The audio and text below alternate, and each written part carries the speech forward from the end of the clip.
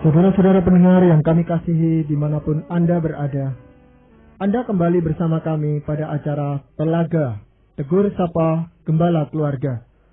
Saya Gunawan Santoso bersama Ibu Idayanti Raharjo dari Lembaga Bina Keluarga Kristen telah siap menemani Anda dalam sebuah perbincangan yang kali ini dihadiri oleh Bapak Pendeta Dr. Paul Gunadi dan juga Ibu Dr. Vivian Andriani Susilo. Mereka adalah para pakar dalam bidang konseling dan juga dosen di Seminari Alkitab Asia Tenggara, Malang. Kali ini kami akan berbincang-bincang tentang pola pendidikan terhadap anak khususnya di dalam keluarga Kristen. Kami percaya acara ini pasti akan sangat bermanfaat bagi kita sekalian dan dari studio kami ucapkan selamat mengikuti. Ibu Vivian, kami senang sekali Ibu bersama-sama dengan kami pada malam hari ini dan kita akan bersama-sama mencoba membicarakan tentang pola pendidikan anak di dalam keluarga Kristen. Saya teringat ada satu ayat yang menarik di dalam Ulangan pasal 11 ayat 19 dan Ibu Ida akan membacakannya untuk kita. Kamu harus mengajarkannya kepada anak-anakmu dengan membicarakannya apabila engkau duduk di rumahmu dan apabila engkau sedang dalam perjalanan, apabila engkau berbaring, dan apabila engkau bangun. Nah, sebenarnya ayat itu cukup jelas sekali mengajarkan kepada kita bagaimana kita mendidik anak. Tetapi masalah yang seringkali dihadapi, dan saya juga seringkali menghadapi itu terhadap anak-anak, kalau kita menerapkan firman Tuhan, ayat firman Tuhan ini secara harafiah gitu ya, mereka itu malah cenderung bosan gitu loh, Bu Vivian, mendengar berkali-kali papa ini ngomong mesti ada ngutip ayat dan sebagainya itu. Nah, itu sebenarnya gimana tanggapan yang seperti itu, Bu Vivian?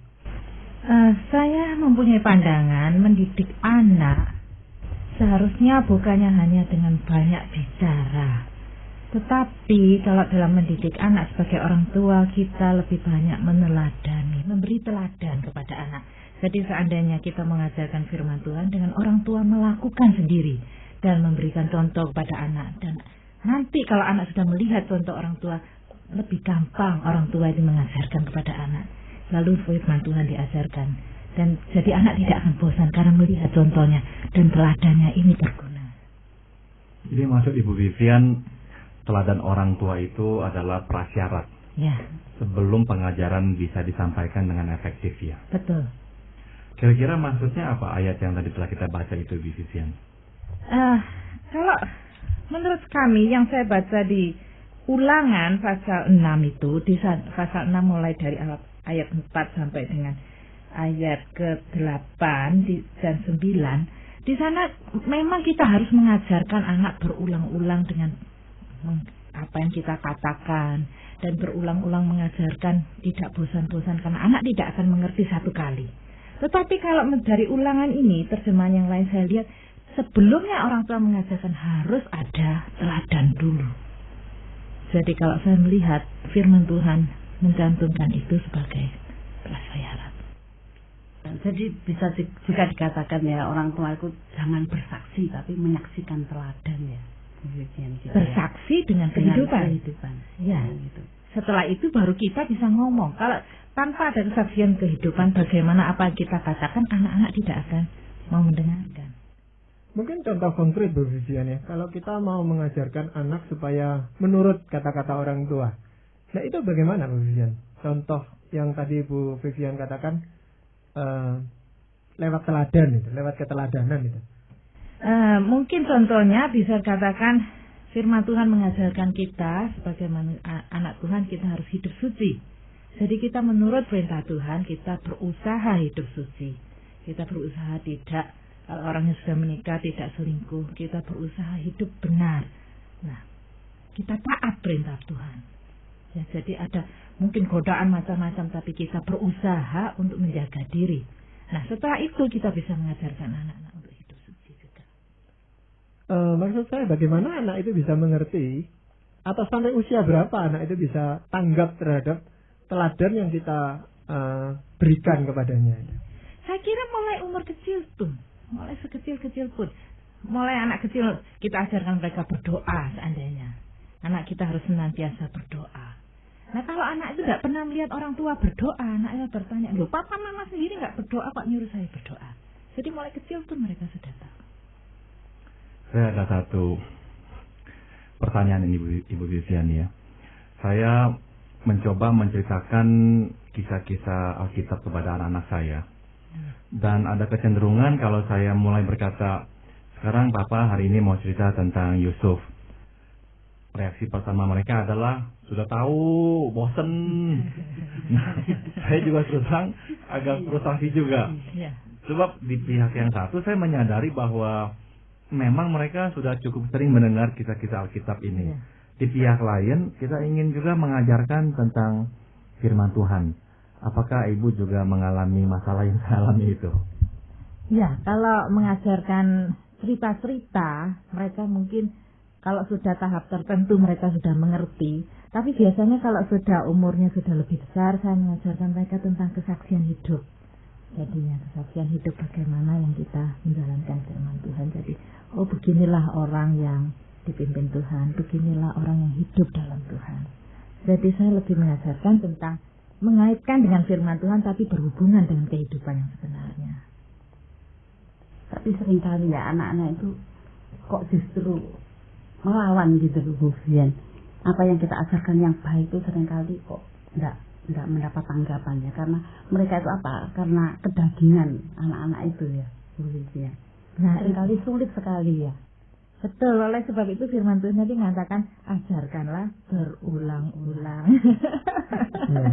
Nah, di dalam kita mengajarkan berulang-ulang itu kan simbol ada kita sendiri mungkin yang menyampaikan juga bosan gitu ya, karena tidak ditanggapi dengan positif. Nah, masalahnya adalah selain tadi Bu Vivian katakan kita harus memberikan suatu teladan nyata lewat kehidupan sehari-hari.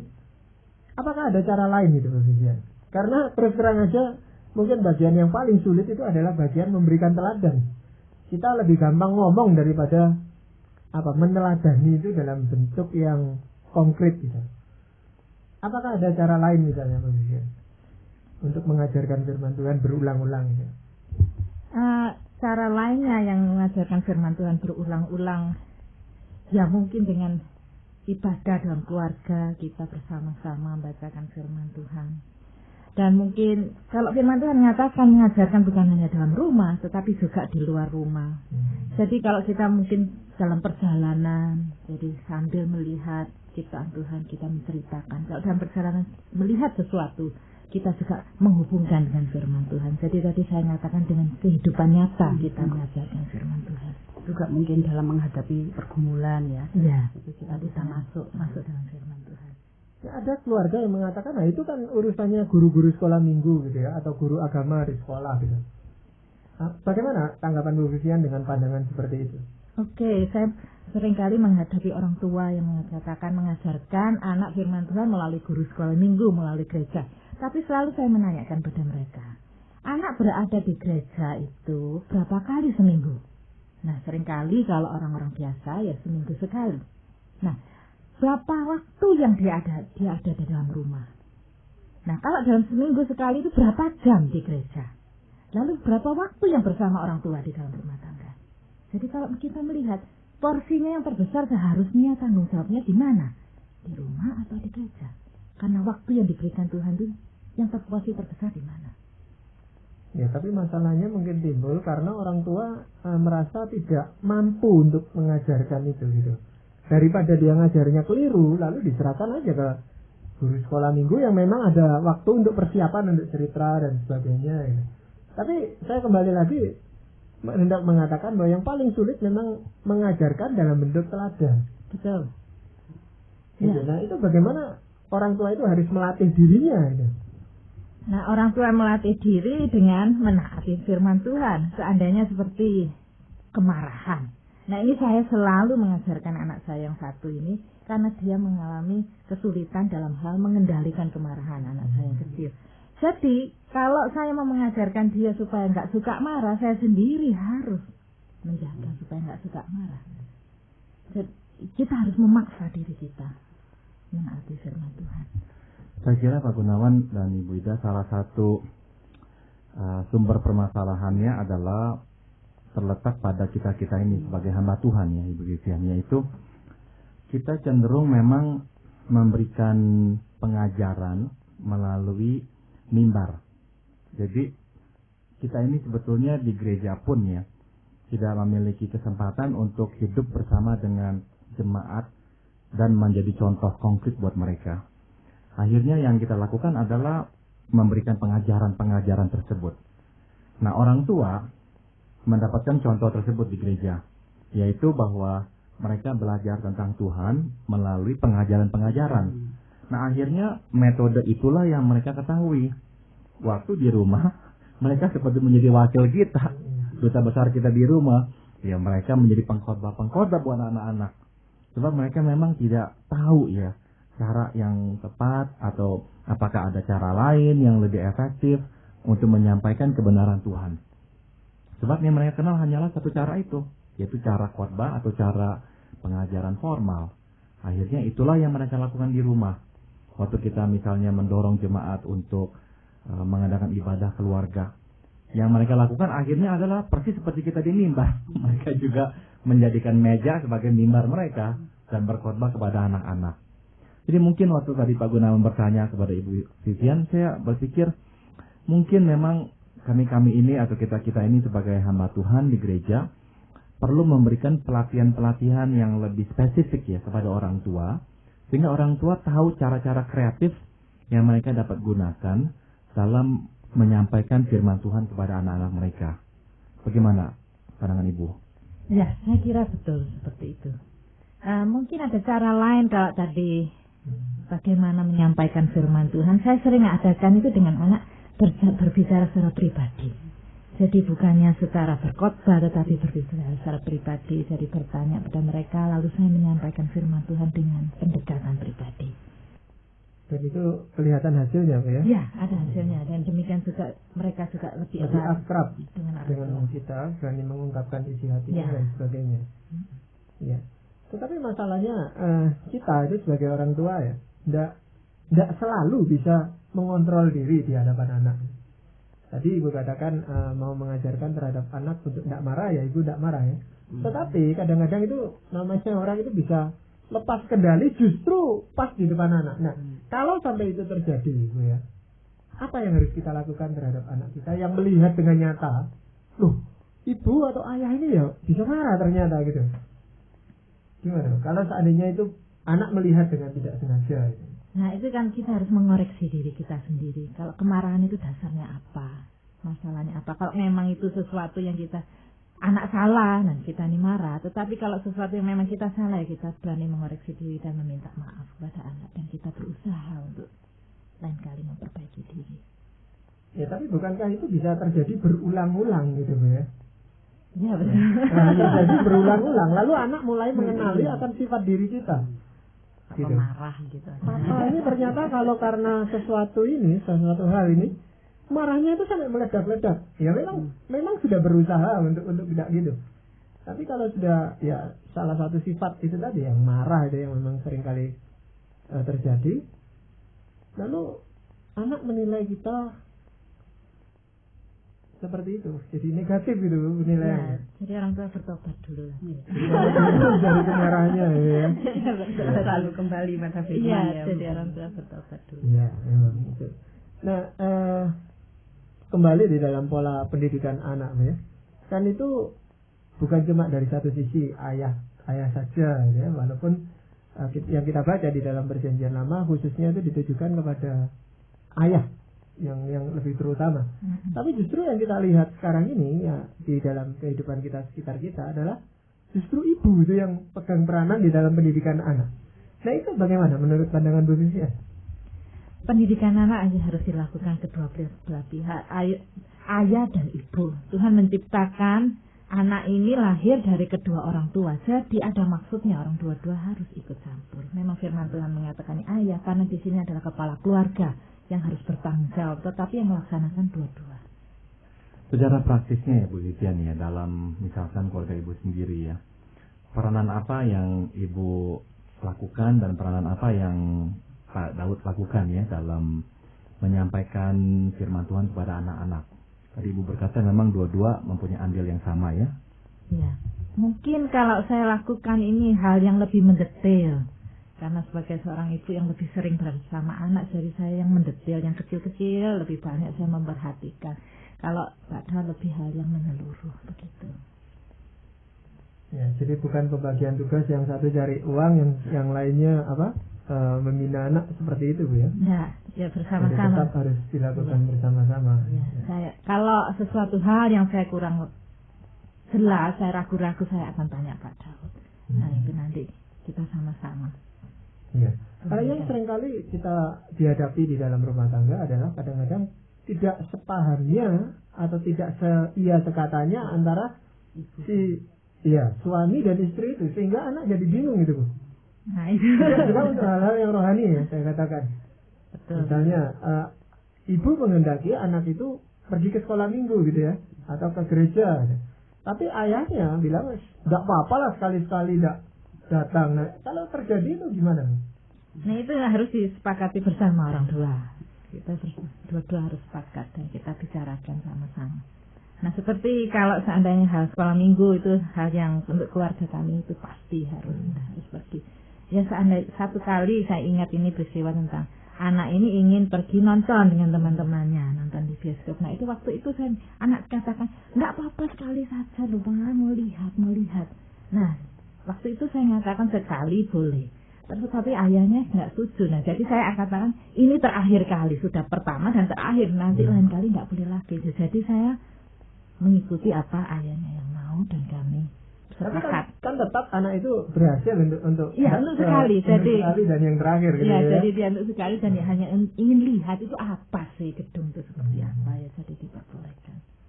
Ya, nah itu yang kalau sekali dan terakhir mungkin ya bisa dimengerti, tetapi yang sering kali terjadi kalau ada yang pertama lalu ada yang kedua, ketiga dan seterusnya, lalu jadi bingung gitu anak. Nah itu anak memangnya akan tanya lagi, saya berkali-kali anak tanya lagi, ma boleh nggak, ma boleh. Saya katakan dulu apa yang dikatakan papa, sekali dan terakhir.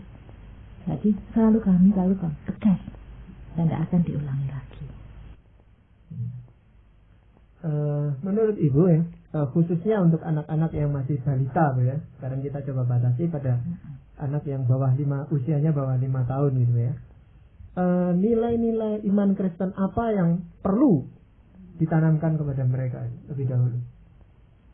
Untuk anak yang balita mungkin nilai Kristen kasih itu yang penting. Dan itu tentunya harus orang tua meneladani dulu bagaimana memberikan kasih. Mereka nggak akan mengerti tentang kasih kalau tanpa ada dari orang tua mengasihi dulu. Kalau saya boleh tambahkan, kasih dalam wujud membagi ya Ibu Vivian ya. Sebab anak-anak terutama yang balita mempunyai sikap egosentrik yang sangat kuat, yaitu segalanya berpusat kembali pada dirinya. Apa yang dia inginkan dia mesti dapatkan, kalau tidak dia akan ngambek dan sebagainya.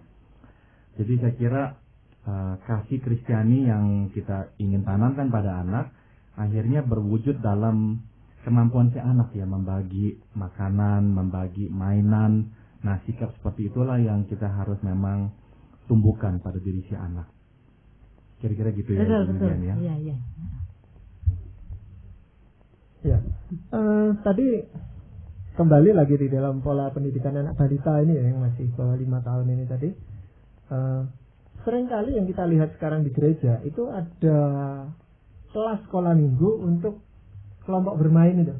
Ya, yang masih kecil-kecil itu sudah diikut sertakan. Sebenarnya seberapa efektif itu khususnya di dalam pendidikan menanamkan nilai-nilai iman di dalam diri anak yang masih balita ini? Saya kira dari orang tua yang saya ajak bicara, mereka malah mengatakan ini mendapatkan banyak berkat, anaknya diikutkan sekolah minggu meskipun masih kecil.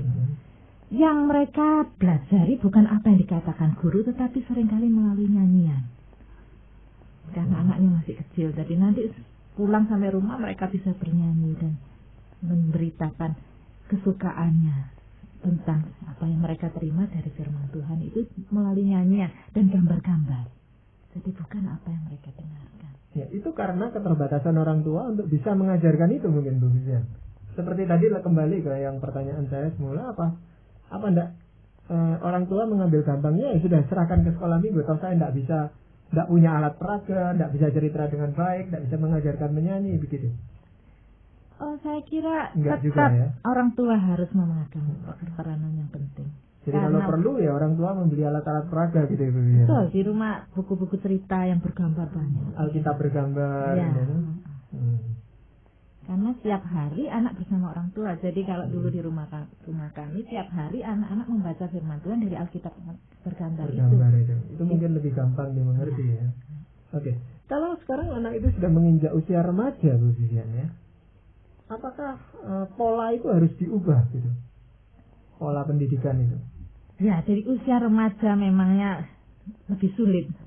Ya, lebih sulit. Jadi memang kalau menurut kami di usia remaja jadi lebih banyak pendekatan pribadi dengan bicara tentang kalau ada masalah khusus ini kami berbicara. Masalah yang dihadapi di luar kami bicara.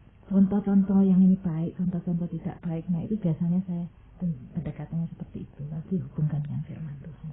Ya. Tapi kegiatan mereka itu makin banyak juga gitu Bu Vivian ya, sehingga komunikasi kita juga seringkali menjadi berkurang. Beda kalau masih usia balita tadi ya, kita bisa bawa kemana-mana kita pergi dan sebagainya. Tapi begitu remaja mereka punya acara sendiri-sendiri, mau ketemunya aja sulit gitu. Nah, ini orang tua yang harus berkorban waktunya. Kita harus menyesuaikan dengan jadwal anak. Jadi saya selalu mencari jadwal anak ini kapan pulang. Dan saya ini selalu berada di sampingnya. Sampai waktu makan, saya berusaha bersama-sama bicara-bicara gitu. Jadi kita yang mencari waktu. Kadang saya mendapatkan keluhan ya, bahwa anak-anak sewaktu menginjak usia remaja cenderung tidak terlalu tertarik lagi pada gereja, pada kebaktian. Akhirnya ya meskipun mereka tetap datang karena disuruh oleh kita ya. Apakah Ibu Vivian juga mendapatkan pengamatan yang sama? Bahwa pada waktu anak menginjak remaja, minat-minat terhadap hal-hal yang rohani yang dulu kita tanamkan tiba-tiba sepertinya mulai bergoyang. Betul. Ya, saya kira mereka lebih senang dengan aktivitas yang lain yang lebih menyenangkan daripada di gereja. Jadi entah kalau anak kami lebih senang dengan olahraga. Itu antara lain yang juga membuat orang tua Kristen itu jadi frustrasi gitu Bu Vivian, karena sejak kecil sebenarnya sudah ditanamkan, diajarkan dan diharapkan anak itu nurut seperti dulu waktu masih anak-anak, lalu tiba-tiba berubah anak ini. Dan kita sebagai orang tua kurang siap menghadapi perubahan itu. Nah, karena merasa usahanya yang sekian tahun itu sampai 10 atau 11 tahun itu kelihatannya sia-sia, dia berhenti. Tidak lagi mengajarkan menanamkan nilai-nilai iman itu, karena merasa ini hasilnya sama aja dengan mereka yang dulu kecilnya diumbar gitu ya, dilepas begitu aja. Bagaimana Mas? Kalau menurut saya justru saat yang terpenting untuk mendidik anak itu adalah waktu balita dan waktu remaja. Jadi itu justru kita harus memberikan banyak waktu dengan anak-anak. Tapi sering anak-anak itu punya acara sendiri. Nah itulah kita harus mencari waktu. Kalau dia ini ada waktu di rumah, lalu kita menyediakan diri. Untuk ngomong-ngomong dengan dia, untuk tetap bicara tentang firman Tuhan dan sebagainya begitu. Iya. Bu Vivian tadi sudah disinggung sedikit oleh Pak Paul tentang family altar ya, kebaktian di dalam rumah tangga. Menurut Bu Vivian, apakah itu harus diadakan secara rutin pada tempat yang tepat dengan suatu liturgi sederhana yang dilakukan ya terus menerus seperti itu gitu Bu Vivian? Family altar memangnya seharusnya dilakukan tiap hari kalau mungkin, tapi dari keluarga yang saya tanya sulit itu. Ya. Ini sesuatu ini teori dengan prakteknya sulit. Nah, lalu bagaimana mengisi kekosongan itu gitu? Nah itu kalau memangnya toh diadakan, saya kira bukannya dalam bentuk yang harus yang mati ya. Kita cari bentuk-bentuk. Pokoknya firman Tuhan itu dinyatakan. Jadi tidak harus seperti liturgi di gereja. Nah mungkin tidak mau. Mungkin waktu berdoa bersama-sama, mendengarkan dari kaset, mendengarkan dari orang tua yang membacakan, anak yang membacakan, ganti-ganti acaranya. Nah, bagaimana Pak Paul? Jadi memang ada 3 prinsip yang bisa kita ingat untuk mengadakan ibadah keluarga. Yang pertama yang tadi Ibu sudah singgung, yaitu kreativitas ya Bu ya. Jadi ibadah yang kreatif itu lebih bisa diterima oleh anak-anak. Dan yang kedua adalah menyenangkan ya. Kalau serius dan menjadi ajang tegur-menegur, penyampaian nasihat-nasihat, anak-anak cenderung akhirnya nggak begitu menikmati lagi. Jadi harus menyenangkan. Dan yang ketiga, kalau memungkinkan memang singkat ya. Apalagi waktu anak-anak usia masih lebih kecil, singkat, jangan bertele-tele atau panjang. Nah, yang saya amati ada kalanya ibadah keluarga menjadi memang itu medan atau ajang orang tua memberikan nasihat-nasihatnya kepada si anak. Dan akhirnya anak akan melihat, ya ini sama saja dengan tadi saya dimarahi oleh mama atau papa. Jadi akhirnya mereka tidak lagi menanti-nantikan untuk ikut dalam ibadah keluarga.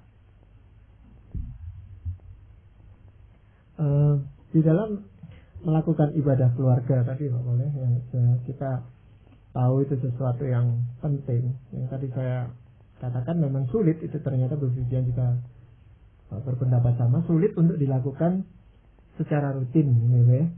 Nah, tetapi kita lakukannya ya menggunakan kesempatan semaksimal mungkin ya, kapan bisa dan mereka berminat dan sebagainya gitu. Apakah itu juga bisa dilakukan misalnya pada saat kita bepergian keluar kota dan sebagainya? Justru kalau untuk keluarga kami, justru kalau keluar kota itu lebih bisa dilakukan karena kegiatan yang rutin itu tidak ada. Justru kami bersama-sama hanya untuk bersama keluarga dan kita masakan. Dan justru mereka lebih senang waktu ya. Karena kadang-kadang acara rekreasi itu bisa juga menjadi ini, masing-masing punya kegiatan lagi gitu Bu ya. Ayahnya mancing, ibunya masak di dapur, anaknya bermain-main di pantai, tapi kan tidak ketemu lagi Bu. Malam sudah lelah gitu loh Bu. Tapi justru kan tidak ada rutinitas yang nah itulah ya kita harus cari waktu toh. Dan butuh pengorbanan dari orang tua gitu ya. Dan itu mesti, saya pikir memang seperti ibadah keluarga segala itu perlu dirancang gitu Bu. Jadi memang perlu dipersiapkan dari rumah oleh orang tua khususnya, bahwa nanti di sana akan ada acara seperti itu gitu. Betul. Walaupun anak tidak mengetahuinya lebih dulu. Iya. Sehingga semacam surprise buat mereka, tapi lebih mengena gitu Bu. Betul, betul. Iya. Dan yang mengambil inisiatif untuk memulai itu sebaiknya siapa ya kira-kira? Orang tua. Iya, orang tua tuh kadang-kadang yang saya sering ketahui itu kok si ibu ya. Paling ini lebih. Betul. Iya. Keluarga kami saya. Iya. Enggak tahu Pak. Gitu. Pol mestinya aku dosa. Kebanyakan yang mengadakan ibadah keluarga adalah istri saya. Iya.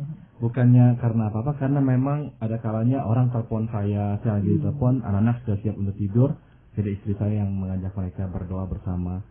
Tapi harus saya akui istri saya yang berperan besar sekali. Ya, apa karena suami itu selalu memikirkan pekerjaan atau gitu ya? Kalau saya ketahui itu rata-rata si istri, Pak. Betul. Jadi memang seharusnya suami lebih berperan, tapi dalam kenyataannya akhirnya istri ya. Mungkin karena soal waktu ya.